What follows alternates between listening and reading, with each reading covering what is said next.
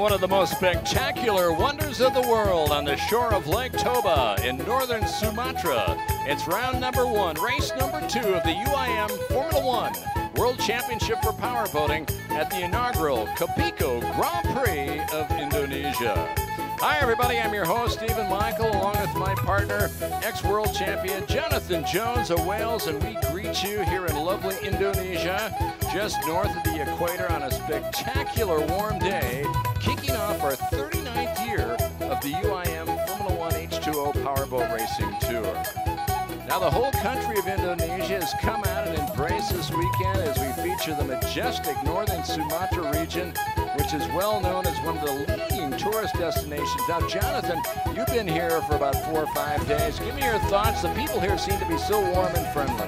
Oh, they certainly are. They've made us very, very welcome, Steve. And, you know, we've had a look around the countryside, limited amount of time, but it is quite spectacular. I mean, the scenery in this part of the world is, it's worth a visit. And, yeah, we're looking forward to the race this afternoon, and we're looking forward to coming back here for many years to come.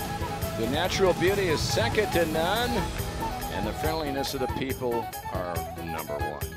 Well, as we get set to go and talk about what's going on this afternoon, it's a format that's a little bit different. We're running 2 races today. We ran race number 1 earlier in the day after qualifying early this morning. The reason why everything's been stuffed together is because yesterday we got blown out in the afternoon. We had tremendous rollers. We couldn't run qualifying, so we backed everything up, and now everything is all in one day. We had qualifying about 8 o'clock, and he has been relegated down to the 10th place position. Bartek Marzawak from Poland wins the race, his first in his 11-year career and his 50th start.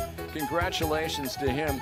He did a whale of a run. He wasn't intimidated, and as you can see, some of the dignitaries that are here.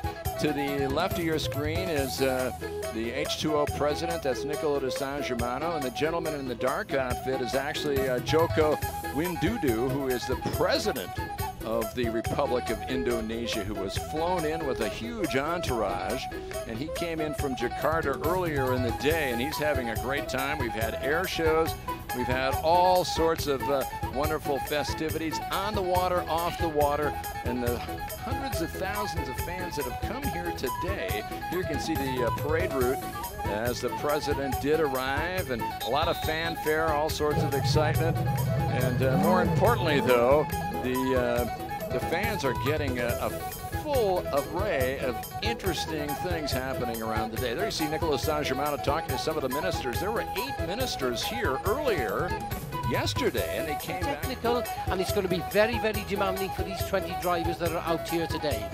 100,000 tickets were up for grabs. They were gone in 23 minutes. That just shows you how excited everybody is, not only in Sumatra but the other islands. The whole country of Indonesia has grasped this sport by their bosom, and they just love what they're seeing here this afternoon. The weather can't be any more perfect. The wind's kicking up a little bit, and as you said, this course originally was set up to be a 2.2 kilometer race, and very much like a sombrero, but they've kind of cut the top of the hat off. As you can see, more of the fans still filing in. I don't know where they're going to be able to sit because it's just totally packed. And get a chance to maybe take a look at some of the dancers that are here. We've got a ton of people that are getting a chance to show off their skills here. Look at the fans, they're loving the action. We had the air show going on. We had 6 airplanes that were going through all sorts of acrobatic maneuvers. They were doing flowers, they were doing 360s, they were doing loops, and they were coming at each other at low altitude, and the fans were just hanging on for dear life, loving to watch the sky show, as you can see them come down, and as well as things on the water. So in the air, in the water, and on the ground, we've had a 3-tiered display of fun this afternoon, Jonathan, so far. We have to get race number 2 in. Yep, and we ain't seen anything yet, Steve, as we pick up Nicola de San Germano there, introducing Marit Stromo. You can see the only lady that we have racing in Formula One on the left of Nicola, amongst all the other drivers, and been introduced to the president, and it's a great event here, Steve, isn't it? I mean, we've had so much going on for the last 2 or 3 days. I mean, Indonesia have really done the world of powerboat racing a tremendous honour by putting on this event here, and let's hope we can come back for many years to come.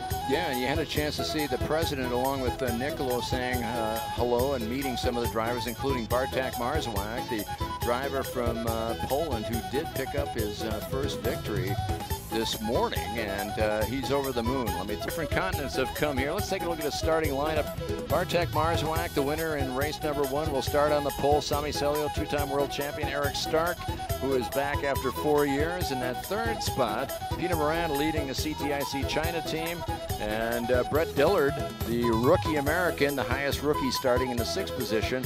Philip Rahms came from 18th up to 7th. He had a great run in race number 2. Jonas Anderson was struggling. Sean Torrente got penalized that 1 lap. He'll start in the 9th spot. The rookie Alpha Theme is in the 10th position. Farther down, you can see Comparato, the youngster who was struggling with stomach pains. He was having all sorts of troubles. They barely had to carry him out of the seat of the boat. We take a look farther down. Vipo, and the oldest driver, and Duarte Benavente, Xander Bergen, of course, who crashed out 16. The youngster Jelf, Ben Jelf, the youngest driver on the Tour at 22. Marit Stromoy, and another rookie, Brock Cohen from Perth, Australia. Good to have him in Thunder Down Under. Then finally, Alec Vekstrom. I don't expect to see Alex start. It's a shame, Jonathan, because Alec Vekstrom has got so much talent, and at the same time, he's had such bad luck. He finished 4th in the championship with 48 points, been on the podium a few times, but with that, the engine maladies continue to mount, and he's a spectator this afternoon, and it shouldn't be that way because he's quite a driver. Yeah, he's been so unfortunate this weekend in that they've had some technical problems there which they've been unable to sort out. So unfortunately, he's going to have to sit on the bank and watch the race, which I'm sure he's not too happy about. As we get ready to line the drivers up, they finished their parade lap. They're circling around. Interesting thing about some facts here, Jonathan. I'll tell you what, this is the first time we've been here in Indonesia. The last race in Southeast Asia, which encompasses 11 countries in this most populous area of the world, was round number 3 in Singapore back in 2005. So it's been 18 years since this tour has been to Southeast Asia. And in the 39-year history of the sport, this is only the 17th race in Southeast Asia. And the great thing about this sport, Jonathan, in the last 6 races, we've had 6 different winners.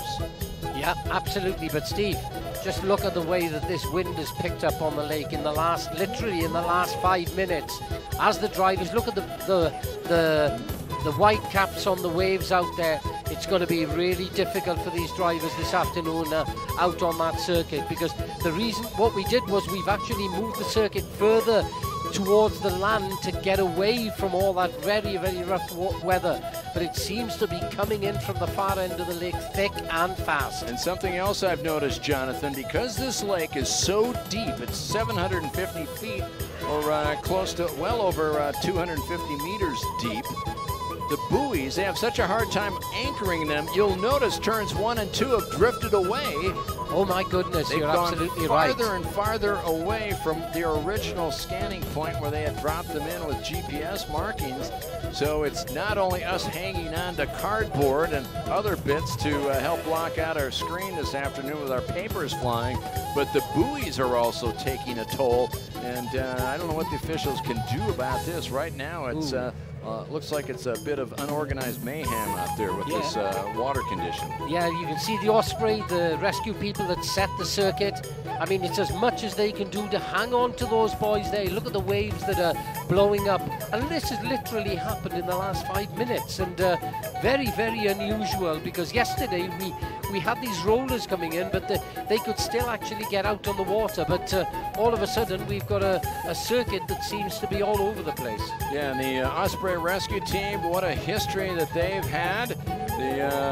The wonderful guys from the UK, and they have been real professionals in the sport for over 50 years, Jonathan. Yeah, they're the guys when somebody turns over in the boat, if there's a crash, highly experienced people. We've got doctors on board, paramedics, and also boat handlers and divers. In the event of a boat going over, these guys are at the incident within seconds. That we've got a couple of these Osprey boats around the circuit, and they go to every Grand Prix, and they're wealth of experience. They have the divers that get into the water, get the boat, get the driver out to the boat, and the front of this boat actually drops down into the water, so that they don't want to drag the driver then onto the boat, because that could create even more problems than he may already have. So what they do is they drop the front of the boat down, and then they float the driver on. As soon as he's on board, you've got the paramedics and the doctors working on him straight away. They take him to the ambulance and to the medical centre that we've got here, whether he's okay or not, because you know, with adrenaline flowing sometimes, Steve, you might think you're fine, but you're not. And they check him over and make sure that he's okay. So all these drivers know they're in really good hands with the Osprey rescue team, and they've saved many lives, mine included, over the years. Very specialized buoys, Jonathan, very expensive. You don't want to spear one of those because you're going to get fined at least €1,000 for taking one out. And also you could get disqualified if you take both of them out in a race. And you've been in races before where, oddly enough, they ran out of buoys and they couldn't finish the race. Now, we haven't seen things like that in 30 years, but I mean, that does happen. Yeah, you know, it can always, we're always up against the elements of the weather. And look, you can see the F1H2O weather station there. You can see that little beacon that spins around on top. I mean, that's been pretty stationary for the last 2 or 3 days, and all of a sudden it's really picked up. You can see the rollers there, Steve. See the boats onto the pontoon, the rollers coming in past them. It's hard to believe as you look at those shots with the waves coming off and how strong they are. Literally about 15 minutes ago, it was a mill pond out here. There was no wave action, and this has all been building up. And as they talked about, it's something that happens every day in the wintertime here, and it's only getting worse right now, Jonathan, which is a shame.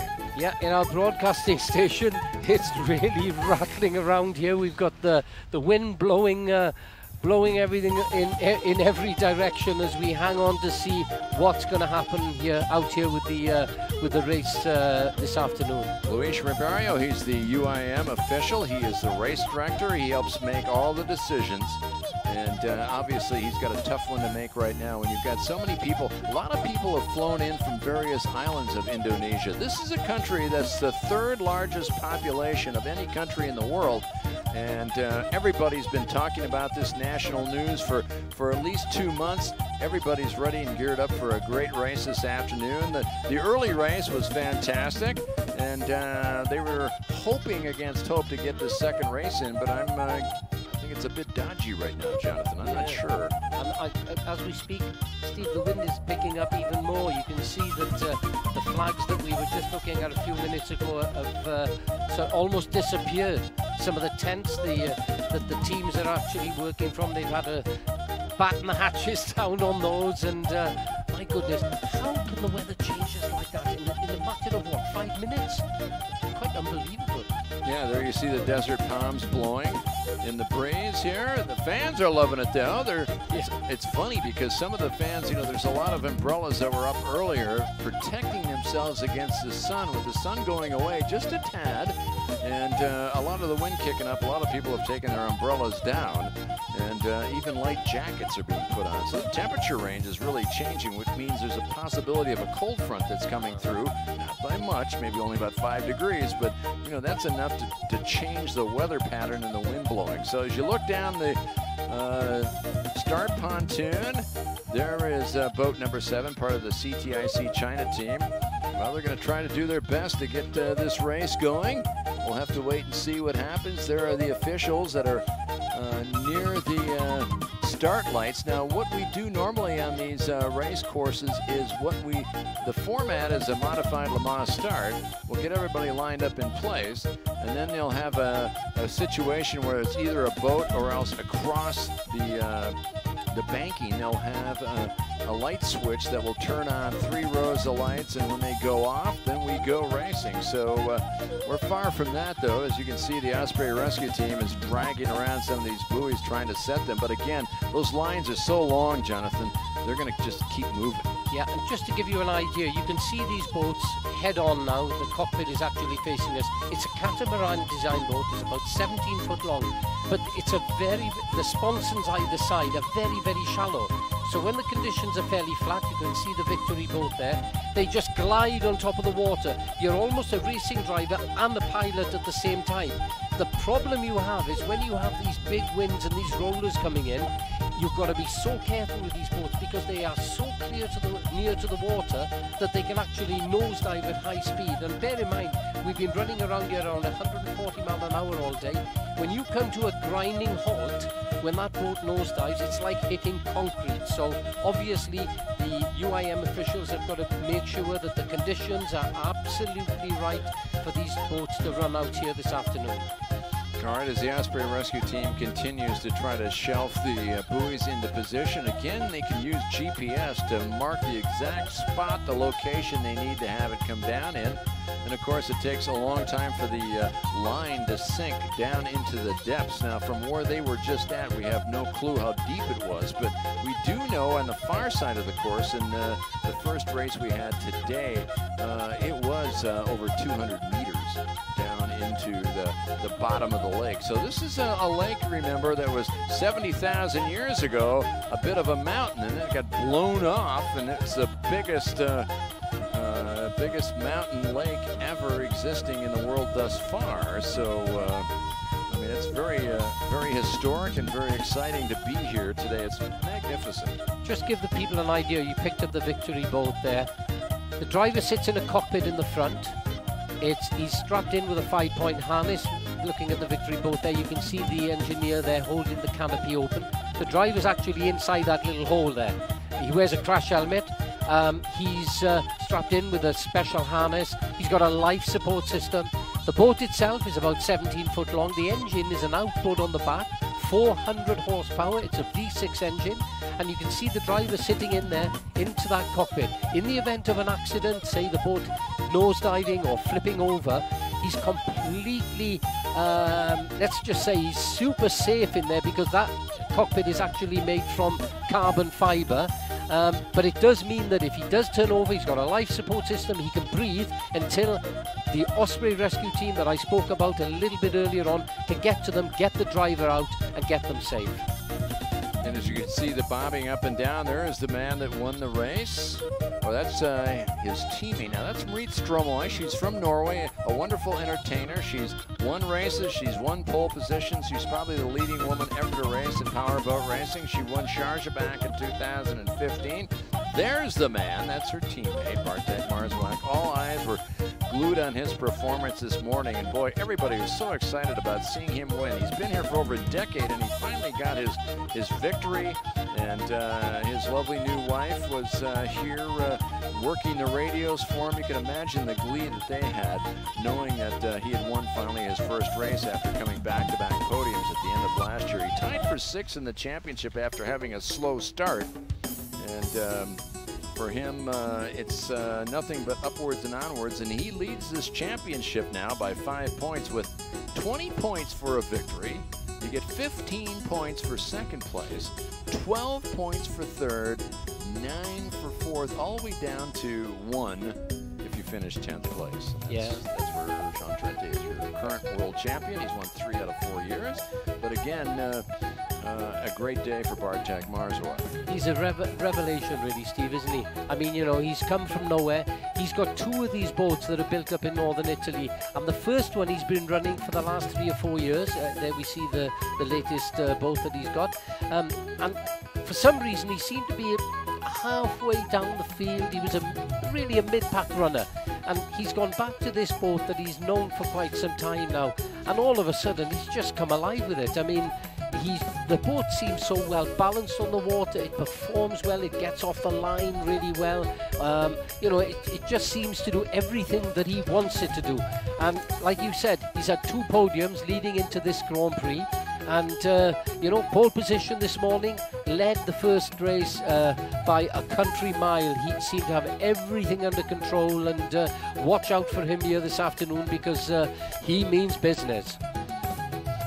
Well, we'll see if he can get off the beach this afternoon on the start dock. You can see the 20 boats that are lined up, drivers from 12 different nations, 4 different continents. It's great to have a driver back from Australia, the rookie Brock Cohen, getting a chance to add to the field. You know, it comes from a large array of Aussies that have raced in the past in this sport, going back to Craig Bailey, who had a wonderful year in the 90s, and then of course the Trask brothers and their son, who had a chance to race, and now it carries on with Brock Cohen, and we'll see how he can catch on. He's still in a bit of a learning curve, but I'll tell you something, he's got a pretty good resume, Jonathan, as he is a long-time Australian Formula GP final winner.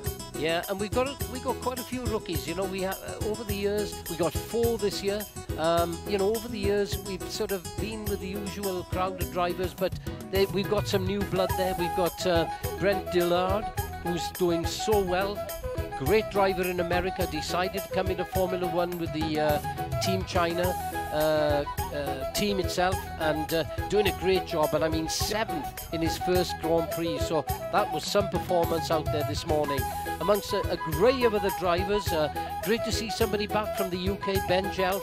For many years we used to have up to about 8 or 9 drivers from the UK competing in Formula 1, but in recent years there's been pretty much nobody, and great to see we've got Ben Jelf, the British driver, who's you know, just starting out, but I'm sure he's going to make some solid progress in the years to come. Yeah, that's very interesting, the transition that you're talking about.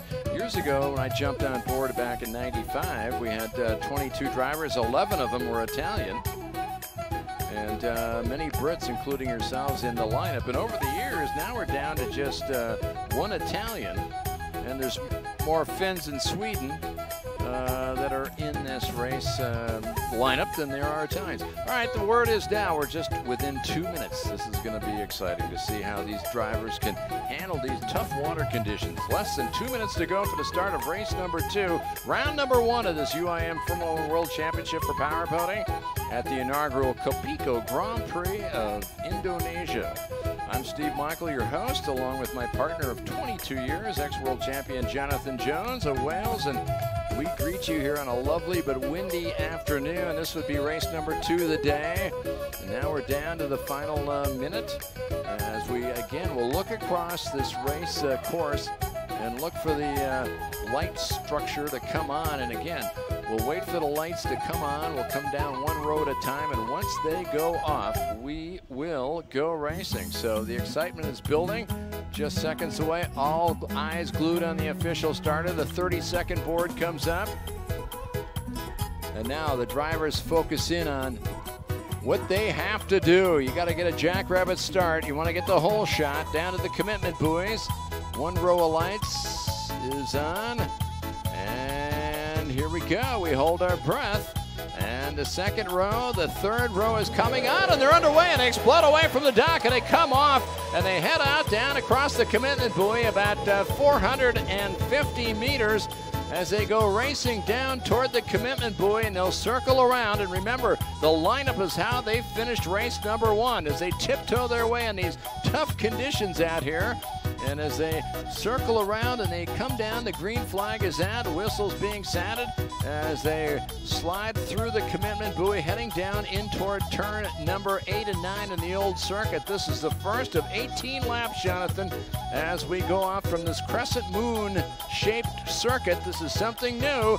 And here goes Bartak Marzawak, your leader, out in front, and moving up and challenging in that 2nd place is Team Abu Dhabi driver, pushing hard, and it is Thaniel Quimsey, who started down in that 6th spot. He has pushed his way toward the front. And Steve, the boats are jumping around all over the place with those rollers coming in from the far side. They just are hanging on for grim death as they complete their first lap. But out in the front, it's Is it changing? Is Daniel Kwamsi? Look at the conditions out there. These are certainly not perfect for Formula 1 racing. And you can see there Bartek Marsalak, all of a sudden he was leading the race and the conditions have got so bad he's now falling way back in the field. And the guy that's taken the lead is a number 7 boat. That's Peter Moran, Team CTIC China. My goodness, these conditions are almost undrivable. They've got to be watching that they don't nosedive these boats in this lap. Peter Moran, who started in the 4th position now, has moved himself up into the lead. And why not? You know, he's a long-distance runner. He's used to racing at Rouen in France, where there's ugly conditions and boat traffic and those old traditional 24-hour races. So I think he's quite at home at these tough conditions. And Daniel Kwamsi trying to stay right up there with him. So Bartek Marsalak led that first lap, but right now it's Daniel Kwamsi trying to close up and get past Peter Moran. But Peter Moran, as we talked about, is used to these tough conditions. And around he goes.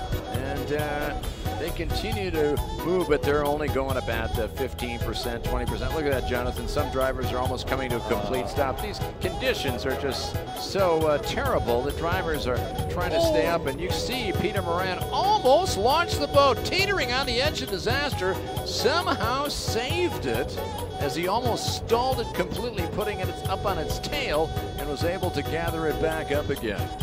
Totally impossible, Steve. I mean, they're down from 140 odd mile an hour going down that back straight to probably 30, 35 mile an hour as they hang on for grim death, trying to get around that circuit. And a lot of them, oh, did you see that boat there? That is Ben Jelf, I believe.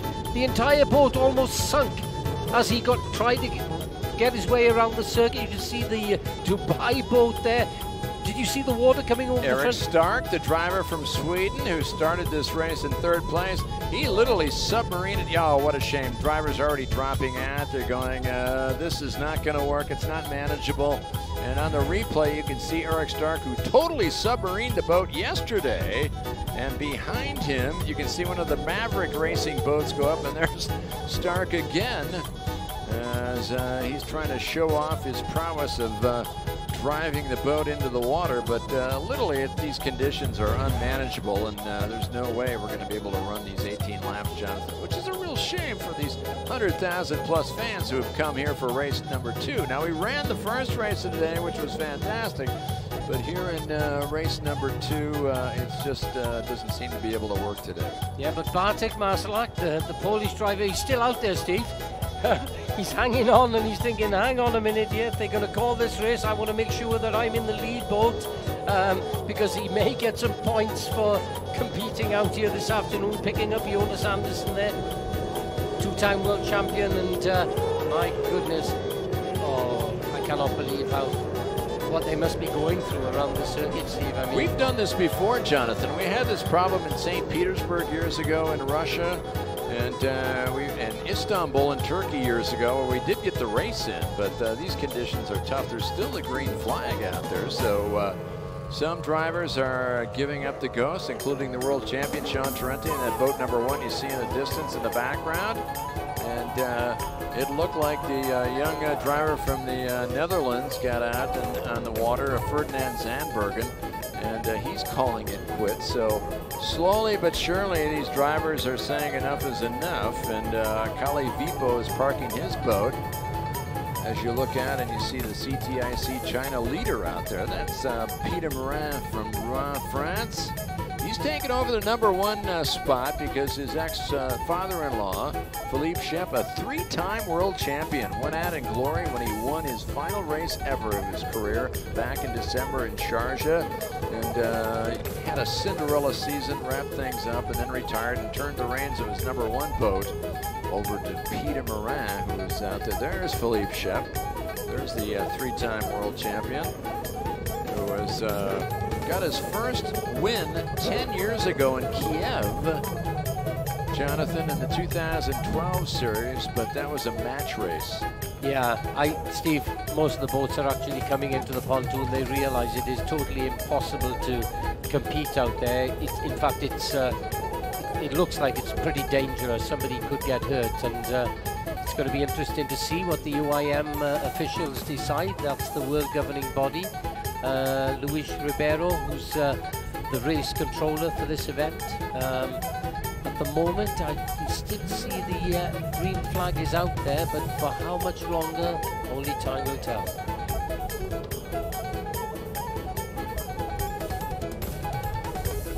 Well, as we get a chance to take a look at Peter Morin, the driver, and now they're showing the checkered flag. That's going to be it. That was a great try, and they did their best. The drivers thought, well, maybe we can do this. And after about 1.5 laps, they go, yipes, this is not going to work.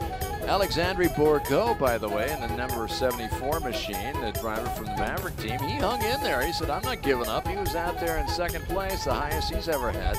Daniel Quimsey stayed out a long time, too. And most everybody else has called it quits. And that pretty well shuts down the action for race number 2. And you could just see there, you could see Peter Morin almost nose-diving that boat as he tries to find his way around the circuit. Came off one of those rollers, came off the top of it, and actually the boat started almost being like a submarine as he tried to make his way around the circuit. All right, I'll tell you what we're going to do. We're going to get a chance to look back at race number 1. The conditions were so much nicer this morning, and we got 18 great laps of racing in. It was our sprint race number 1, and a lot of major surprises in that race after we had start day with qualifying early in the morning, 8 o'clock, but this was 12 noon. Let's go to race number 1 just before the start. Sit back and enjoy because it was a fantastic bit of action.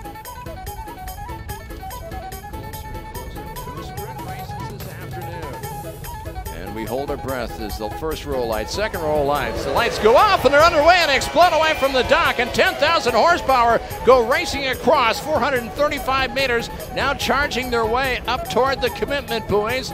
And as they push along the side, Eric Stark trying to make a move. Torrente on the outside and 2, and Torrente is fighting to get himself into that number 1 spot as the green flag is officially out, as the field of drivers come whistling around. Bartek Marszałek trying to stay up into that first place position, and he got a great start. Look at a Polish driver pull away here 10 laps in, or 10 seconds ahead as he got around turn number 8.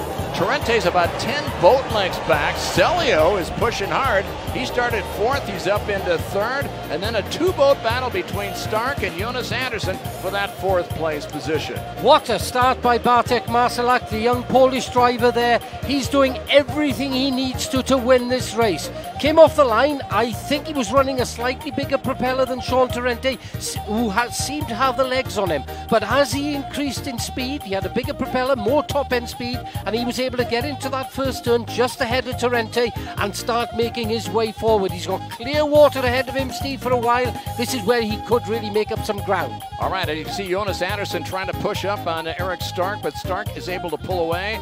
Jonas Andersen dropping back. I wonder if the 2021 world champion may have a bit of a problem here, but he comes charging up on the outside. A good battle going on for 4th place, Jonathan. Yeah, I think that Jonas has definitely got the legs on Stark there, sitting in 3rd at the moment.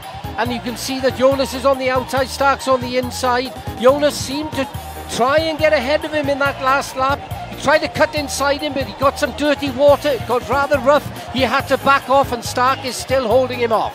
Stark out there on the right of your screen, Victory team based out of Dubai, and the 36-year-old driver from Sweden back on the tour. First time in 4 years. You got 2 Swedes right there fighting for the 4th, and in the 5th spot, trying to get up into the mix in that 4th place battle, Peter Morin, the driver out of France. But right now, the leader, Bartek Marszałek, he's holding about 2.5 seconds. I noticed that Sean Torrente in the last lap was able to pull out a few boat lengths on Sami Celio, the 2-time world champion. So he's got about a 2-second cushion right now between 2nd and 3rd place as the field comes by. Now remember, this is a shorter than normal race. This is a sprint race. So I'll tell you what, you want to do it all right now early on. There's no waiting for a good time. Right now is the good time, and you got to make hay when the hay is in the barn. You're dead right, but look at the way that Bartek Marszałek, he's pulling away from the rest of the field, Steve. This is something that we have not seen for a long time. Torrente hanging on in second, but there he is, Bartek Marcelak, sponsored by Olin, the Polish oil company, and they've got to be really chuffed at the performance that he's putting up this weekend. As you said earlier on, Steve, he's already had 2 podiums. He's been knocking on the door for the last 2 or 3 races, and he is driving his socks off out there. Bartek Marcelak, our leader, starting his 50th race, still looking for his first victory overall. He's got 3 podiums, and he is doing his best to try to make good his escape from the 3-time world champion Sean Torrente, who's hanging right in there. The difference really between the top 5 is not much of a difference in the speed, but the top 3 are really close, within 5 seconds of each other. Yeah, and the good thing for Bartek now is he's got that clear water for probably the next 5 or 6 laps before he starts coming up against the back markers. So this is where he can really open that gap between himself and the Abu Dhabi driver Sean Torrente in that second slot. 0.3 of a second, the margin for Bartek. He has increased that on the world champion. It's up to 3.15 seconds, the difference between first and second. Meanwhile, Torrente has gained a little bit more ground on the 3rd place, Sami Celio, who has dropped back about another ½ second. And then Eric Stark is 5 seconds back of Celio, with Jonas Andersson just a second behind him. So very close, the top 3. Then there's a bit of a split between 4 and 5. Yeah, Jonas then, he certainly hasn't given up, but he's under pressure from Peter Moran, the French driver, who's pushing for all he's worth. We do know that that French boat has got some serious pace out there. Watch out for the number 7 boat in the next 2 or 3 laps. As we look at Peter Moran, the veteran driver who has replaced his ex-father-in-law, 3-time world champion Philippe Shep, who stepped aside. And they have brought on the American Brent Dillard out of South Carolina. The 36-year-old rookie's in the number 8 boat, but all eyes are on the number 7 machine, as this 43-year-old out of Rouen, France, is right up there where he's happy to be, up in the point structure. He's in the top 6 right now, as Jonas Andersson and Peter Moran are dropping back just a tad. And Bartek Marcelak continues to increase the lead about 1/3 of a second every lap over Sean Torrente, who's desperately trying to stay right there with him. Yeah, what they've got to watch now, Bartek, is that when he comes up against the back markers, which is going to be in the next 3 or 4 laps, then hopefully he can get through them. It's very important that the back markers are in communication with their crew chiefs on the bank, and they do give these front drivers a gap so that they can get through and carry on with this unbelievable battle at the front of the field. Yeah, you can see out in the background all the crowds that encircle this like a crescent moon. There's tremendous amounts of people. Well over 100,000 had bought tickets, and they sold it out in about 23 minutes, Jonathan. That was incredible when the tickets went out on sale. So everybody in Indonesia here this afternoon, this is the first of 2 sprint races, 18 laps, as they fight for their chance to watch speed on the water, and they're getting the world's best drivers here today. Yeah, you can see Jonas there coming on the inside now, starting to pressurize Stark in that 4th position, Steve. I don't think it's going to be long before. And look, Jonas on the inside, he's running that boat that it's his number 2 boat, so it doesn't perform as well as his main boat, which he had problems with that you pointed out yesterday. He certainly hasn't given up on this 4th position. Stark there still running cool. Jonas overshooting the turn buoy there, letting that boat run so loose on top of the water. The number 14 boat is pushing for all he's worth. Yeah, this is the 2nd time he's run this boat in 6 years, believe it or not. So talking with him after qualifying today, he says, yeah, I got to get a feeling for this boat. It's going to take me a while. And right now, 5 laps in, he seems a bit aggressive, and that's great for Jonas Andersson and all his fans that are here cheering him on. He missed the World Championship last year by 10 laps. He had the championship in his pocket. He almost became a 2-time world champion, but for the first time in all of 2022, he had a mechanical problem. He dropped out with just 10 laps to go, and Sean Torrente, who had been in a tremendous crash, was sitting with wet clothing on in the paddock, all of a sudden realized that, hey, I'm the new world champion. Yeah, Stark watching him in his mirrors there. As you can see, Jonas comes through the right-hander, takes a tighter line. The problem is, when you take the tighter line, you tend to scrub off a little bit of speed, but he's still there with him. You can see Stark there, turning tight on the boys, watching every move of Jonas. It looks to me like Stark knows exactly where he is, and he knows what to do to hold up the pressure that Jonas is putting on him. No, looks like Marit Stromoy is dropping out, the teammate of Bartek Marzowiak. Marit Stromoy, who had qualified in the 10th spot, has dropped out. That's not a good sign for Stromoy Racing. But while we watch this battle here, in that battle for 4th place, oddly enough now, Torrente is shaving that down, the distance between 1st and 2nd. The real estate's getting smaller and smaller. It's now 2 seconds. So he's gained 1.3 seconds on the leader, Bartek Marzowiak, as they get closer and closer here as we've gone way past the 1/3 mark of this quick 18-lap sprint, the first of 2 races that will determine the Grand Prix this afternoon, and these will count in points. And I'll tell you something, Bartek now needs to just focus, stay on what he needs to do here as you work around some traffic. Yeah, just looking at the boat there with Bartek there, a little bit off balance as he came through the last 2 turn boys there. The boat a little bit running a bit too loose on the water, but he seems to have everything under control now, Steve. It's still 2 seconds. You can see Torrente there trying to cut through on the inside, going around a shorter part of trying to shorten the track to try and make that gap on him, but it's still there, 2 seconds as we speak. Yeah, Bartek got a 1/10 of a second back, 2.11 the difference between 1st and 2nd place. They're closing the gap a little bit closer. It's about 12 boat lengths separating the two. And again, it's a situation of how this young driver, who for the first time in his career is feeling the pressure of leading a race. You've done that so many times, Jonathan. Does your mind change when you lead a race and you're in protective mode, or you just keep focusing on the job at hand? You got to keep focused. You got to keep pushing. You've got to be running at 110%, because that's when these boats are running at their best on the water. But Sean, getting through back markers there, overtaking Duarte Benavente, the Portuguese driver. Maybe it slowed him a little bit there. I noticed that Bartek seemed to get through the back markers a little bit quicker, and you can see that he's increased that gap, Steve, again by just a split second. So at the moment he's still sitting pretty there. That boat running so well in these tough conditions here in Indonesia. Yeah, it was a bit bad luck for the world champion. You mentioned he got caught up with the Portuguese driver, Duarte Benavente, the oldest driver on the tour. And Bartek took full advantage of it. He got his second back. It was down to 2 seconds. It's back up to 3.3 seconds, the difference. Wow. Yeah. So Bartek got the job done. So we know this young man who is from Poland can figure out that he can handle the pressure of being in a #1 spot. At least he can so far. We're halfway through this race. Sprint race #1 of 2 this afternoon for the Grand Prix of Indonesia. And I think that they're both built from the same factory up in northern Italy in Como there. But I think that the boat that Bartek has got, Steve, is just slightly longer. And that means that when the conditions get rougher as the race goes on, maybe his boat is better suited. You can see he's gaining again on Sean Torrente in that second. Is he having an easier ride? Is he able to push a little bit harder as the race goes on? We'll have to wait and see here as we've gone past the halfway point. Over down toward turn #9. Now it's a front straightaway of 520 meters. These are 9 turns, 2 right-handers. Very unusual, very technical in nature.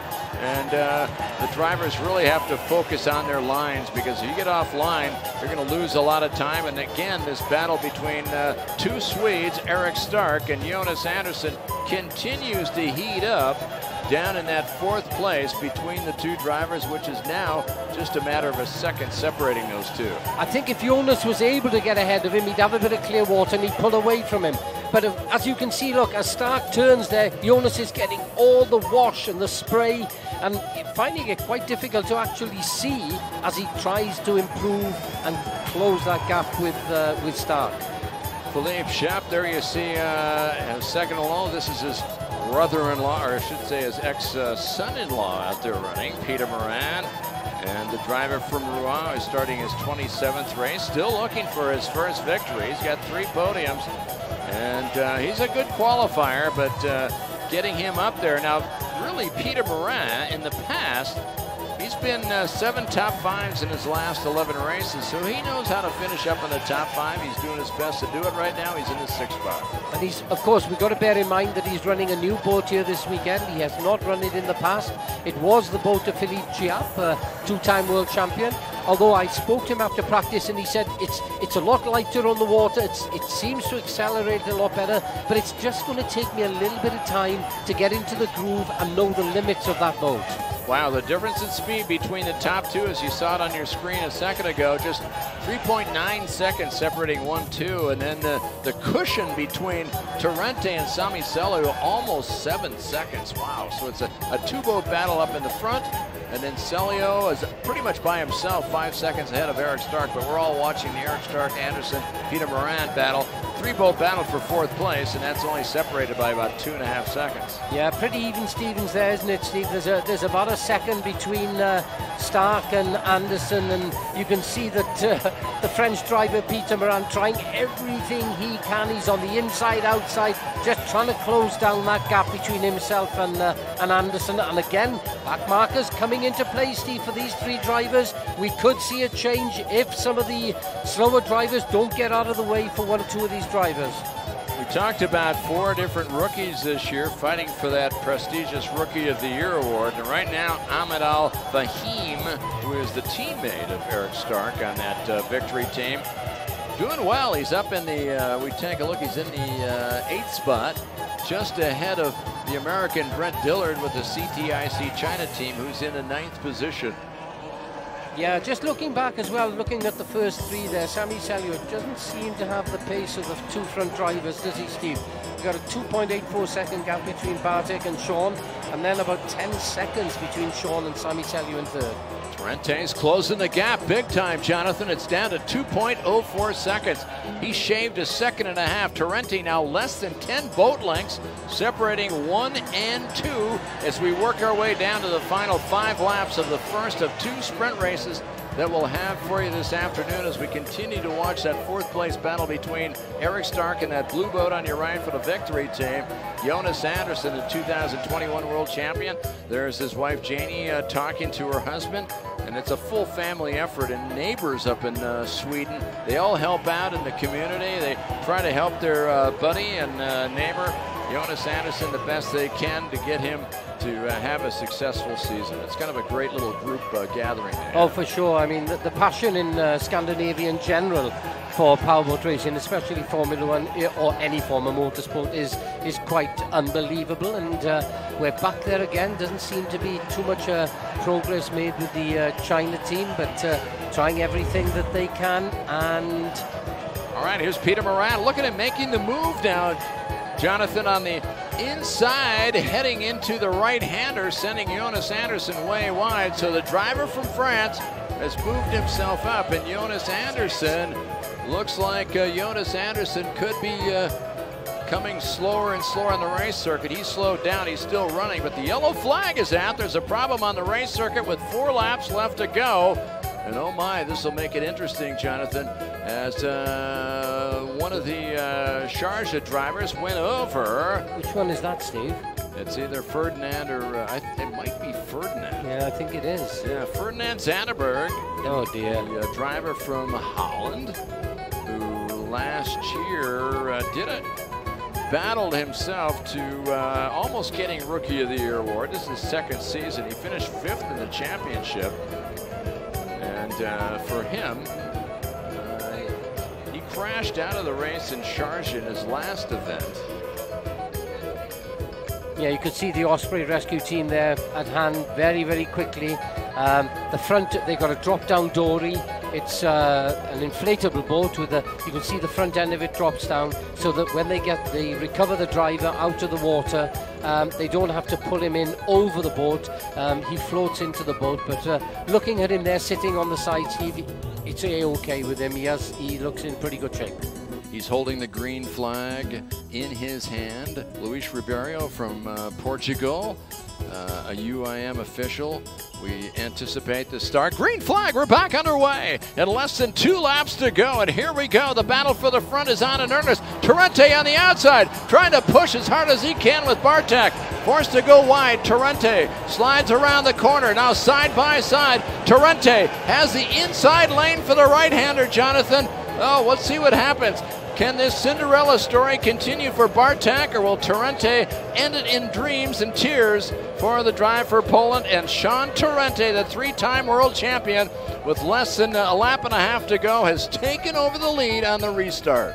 You know, we said a three-lap dash, and that's basically what it was. And you can see now that Bartek, he just didn't quite get the pace that he wanted on that restart. Sean Torrente pounced on him and took the lead of the race. Here on the final lap, now we hold our breath with just 3 more corners to go. Sean Torrente, now Team Abu Dhabi, is trying to pull away and easily head down into turn number 9. That was the move of the day, and Sean Torrente, your 3-time world champion for Team Abu Dhabi, will circle around, come by the start-finish line, and he'll come across, and Sean Torrente picks up his 12th career victory and leads this championship. And what a great day for Bartek Marzowiak.